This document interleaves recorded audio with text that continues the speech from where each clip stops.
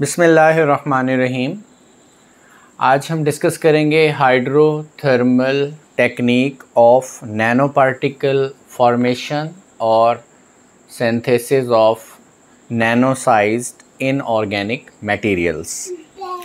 Previous lecture में हमने discuss किया था कि सोल जेल मेथड से हम नैनो पार्टिकल्स को किस तरीके से सिंथेसाइज करते हैं, और आज हम पढ़ेंगे हाइड्रोथर्मल मेथड।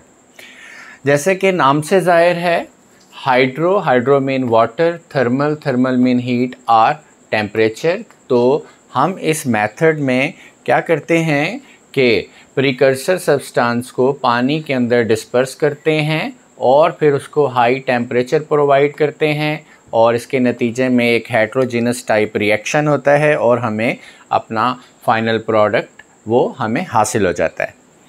अब हाइड्रोथर्मल टेक्निक के अंदर सॉल्वेंट कौन सा यूज़ करते हैं? Water.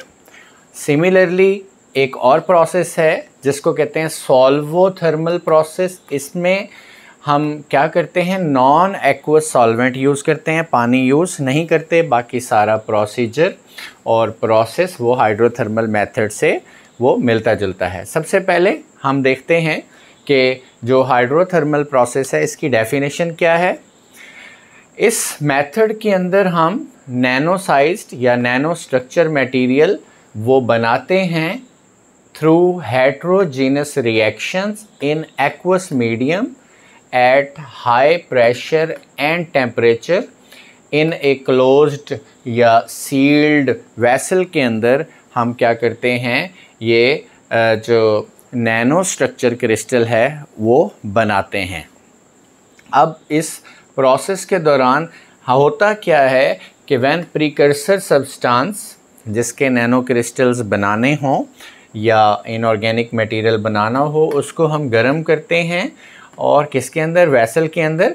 Pressure inside the vessel dramatically increase. जब प्रेशर इंक्रीज होगा तो फिर जो सोल्यूशन है वेसल के अंदर वो ज़्यादा से ज़्यादा क्या करेगा, वो हीट एब्जॉर्ब करेगा और टेम्परेचर भी इंक्रीज हो जाएगा।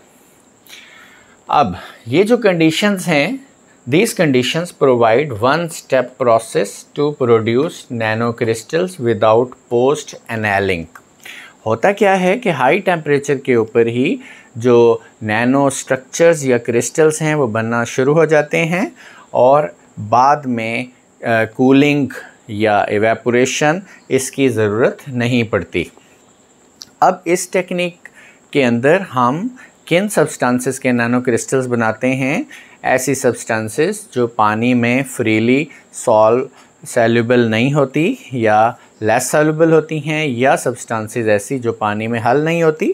जब हाई टेम्परेचर और प्रेशर वाली कंडीशंस उनको प्रोवाइड करते हैं तो वो प्रिकर्सर सब्सटेंसेस पानी में हल हो जाती हैं। अब हम देखते हैं कि हाइड्रोथर्मल जो प्रोसेस है या टेक्निक है, किस हम इंस्ट्रूमेंट या अपरेटस के अंदर वो हम परफॉर्म करते हैं। स्टेनलेस स्टील रिएक्टर होता है, उसको हम ऑटोक्लेव भी कहते हैं। अगर इसका स्ट्रक्चर देखें तो इसकी ये बॉडी स्टील की बनी हुई है, ये मेन बॉडी है स्टेनलेस स्टील, और इसके अंदर जिसमें हम प्रिकर्सर सब्सटेंस और पानी को मिक्स करते हैं तो इसके अंदर हम यूज़ करते हैं टेफ्लॉन का एक अलग से कप होता है, इसके अंदर रखा होता है। और या टेफ्लॉन कप के अलावा भी और एलॉय लाइनिंग या गोल्ड मेटल या प्लाटिनम वो यूज़ कर सकते हैं। वो किस लिए यूज़ करते हैं? ये जो हाई टेम्परेचर के ऊपर हमारा सोल्यूशन बनता है, ये इस बॉडी के ऊपर कोरेसिव इसका इफ़ेक्ट ना हो, कोरेजन से बचाने के लिए और दूसरे इफ़ेक्ट से बचाने के लिए हम ये टेफ्लॉन का कप इसमें यूज़ करते हैं या टेफ्लॉन की लाइनिंग दे देते हैं। ओके, अब ये जो इसके ऊपर इसका जो कवर है इसको हम लिड भी कहते हैं, कैप भी कहते हैं। स्क्रू की तरह इसको क्या किया जाता है, ऊपर टाइट किया जाता है और फर्दर इसको कसने के लिए इसके पास स्क्रू सिस्टम मौजूद होता है और इस रॉड से हम इसको कस देते हैं क्योंकि इसके अंदर बहुत ज़्यादा प्रेशर जनरेट होता है। तो इसको मुकम्मल तौर पे हमने क्या करना होता है, सील करना होता है। तो इसके अंदर हम प्रिकर्सर सब्सटेंस और पानी इसके अंदर हम डाल देते हैं।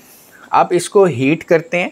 जब हम इसको हीट करते हैं तो क्या होता है कि हाई टेम्परेचर के ऊपर सैल्यूट वो सॉल्युबल होता जाता है और जो कॉन्सेंट्रेशन है सैल्यूट की वो बढ़ती जाती है, उसकी सॉल्युबिलिटी, और हमें एक सुपर सैचुरेटेड टाइप जो है वो सॉल्यूशन मिलता है। अब हाई टेम्परेचर के ऊपर होता क्या है, ये प्रीकर्सर सब्सटेंस है, इसका जो हम कह सकते हैं कि एमॉर्फस स्टेट में है। तो जब सुपर सैचुरेटेड इसका सॉल्यूशन बनेगा हाई टेम्परेचर के ऊपर, तो इसके अंदर क्रिस्टल न्यूक्लिएशन क्रिस्टल बनना शुरू हो जाएंगे। माइक्रो क्रिस्टल हम कह सकते हैं, या फिर डिस्क्रीट यूनिट्स बनना शुरू हो जाते हैं। इस स्टेप को कहते हैं न्यूक्लिएशन। अब नेक्स्ट स्टेप में इसी कंटेनर के अंदर ही क्या होता है, इन डिस्क्रीट यूनिट्स की वो क्या होती है, प्रेसिपिटेशन या कंडेंसेशन होती है। अब ये छोटे छोटे यूनिट आपस में मिलके बड़े यूनिट बनाते हैं। बड़े यूनिट जो हैं सब्सिक्वेंट ग्रोथ प्रोसेस के अंदर क्या होते हैं, वो as compared to these discrete units वो लार्जर यूनिट्स बना लेते हैं, और ये जो हैं हमारे वो फाइनल प्रोडक्ट्स की शक्ल में हमें ये मिलते हैं। अब इंस्ट्रूमेंटेशन में, और ये इसके जो प्रोसेस है इसके आम तौर पे 2 स्टेप्स होते हैं। अब हम देखते हैं कि जो केमिस्ट्री है या केमिकल रिएक्शन है इसमें इन्वॉल्व होता है वो क्या है। तो हाइड्रोथर्मल प्रोसेस के अंदर हम ये प्रीकर्सर सब्सटेंस लेते हैं, लैंथेनम नाइट्रेट और निकल नाइट्रेट, दोनों हेक्साहाइड्रेट फॉर्म में हैं। पानी के अंदर हम इनको मिक्स करके और इसके जो एनवायरनमेंट है वो हाईली बेसिक कर देते हैं by using potassium hydroxide. Sodium hydroxide भी यूज़ कर सकते हैं, और इसकी पीएच को 13 मेंटेन करने के बाद हम इसको ऑटोक्लेव में रख देते हैं, और अंदर जो इसका टेम्परेचर है 220 डिग्री के ऊपर मेंटेन रखते हैं फॉर 48 आवर्स। अंदर केमिकल रिएक्शन होता है, अभी जैसे आपको बताया है, न्यूक्लिएशन होती है और हमें मेटल हाइड्रोक्साइड मिलते हैं। पानी जब हाइड्रोलिसिस होगी तो ये मेटल हाइड्रोक्साइड्स बना लेंगे। अब मेटल हाइड्रोक्साइड्स को हम क्या करते हैं, इस ऑटोक्लेव से निकाल कर फिर अलग से 800 डिग्री टेम्परेचर के ऊपर in the presence of air इनकी कैल्सिनेशन करते हैं, और हमें लैंथेनम निकल ऑक्साइड के क्रिस्टल मिलते हैं, नैनो क्रिस्टल्स मिलते हैं, और ये हमारा फाइनल प्रोडक्ट है। यानी इन क्रिस्टल को फिर हम फाइनली ग्राइंडेड पाउडर फॉर्म में हासिल कर लेते हैं, जिसको फिर फर्दर इनकी जो है एप्लीकेशंस में उसको हम इस्तेमाल कर लेते हैं। अगर पानी की मौजूदगी में हम प्रोसेस करते हैं उसको कहते हैं हाइड्रोथर्मल प्रोसेस, और अगर हम नॉन एक्वस सॉल्वेंट लें तो उसे कहते हैं सॉल्वोथर्मल प्रोसेस। इसमें भी क्या करते हैं, प्रीकर्सर सब्सटेंसेस को नॉन एक्वस सॉल्वेंट, एथेनॉल भी हो सकता है और दूसरे भी हैं, तो इनको हम ऑटोक्लेव में 180 डिग्री पर रखते हैं, फिर ड्राइंग करते हैं in the absence of air, और हमें फिर ये जिंक ऑक्साइड के नैनो क्रिस्टल मिल जाते हैं। सारा प्रोसीजर सेम है, सिर्फ हाइड्रोथर्मल में पानी इस्तेमाल होता है, सॉल्वोथर्मल के अंदर नॉन एक्वस सॉल्वेंट इस्तेमाल होता है। सॉल जेल प्रोसेस जो यस्टरडे पढ़ा था उसमें और जो हाइड्रोथर्मल प्रोसेस है, इन दोनों के अंदर जो डिफरेंस है वो आपने देख लिया। अब इस प्रोसेस के एडवांटेजेस क्या हैं। कुछ नैनो क्रिस्टल ऐसे हैं जो थर्मल स्टेबल नहीं होते, यानी हाई टेम्परेचर के ऊपर वो डिकम्पोज हो जाते हैं। तो इस प्रोसेस के अंदर हम क्या करते हैं, थर्मोस्टेबल नैनो क्रिस्टल्स बनाते हैं, और इसमें नैनो पार्टिकल्स के अलावा बड़े साइज़ के क्रिस्टल या कंपाउंड्स को भी बनाया जा सकता है।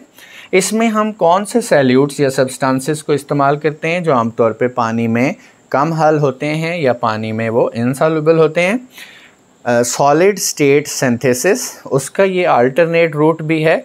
हम कह सकते हैं कि ये टेक्नोलॉजी या ये टेक्निक एक रिप्लेसमेंट भी है, जो हम एक्वस स्टेट के अंदर से जो है वो नैनो पार्टिकल्स को या सॉलिड्स को अलग करते हैं।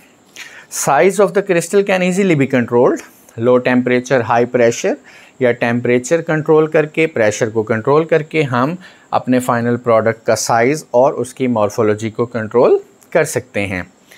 इसमें नैनो पार्टिकल्स जो ऑब्टेन होते हैं, जितना हमने प्रिकर्सर सब्सटेंस लिया है तो वो वेस्ट नहीं होता और मैक्सिमम हमारे पास जो है वो हमें यील्ड मिलती है। तो ये जो प्रोसेस है हाइड्रोथर्मल प्रोसेस, इससे ना सिर्फ नैनो पार्टिकल्स को बनाया जा सकता है बल्कि लार्जर साइज क्रिस्टल्स को भी इसमें प्रिपेयर कर सकते हैं। This is all about hydrothermal method या hydrothermal technique. Thank you very much.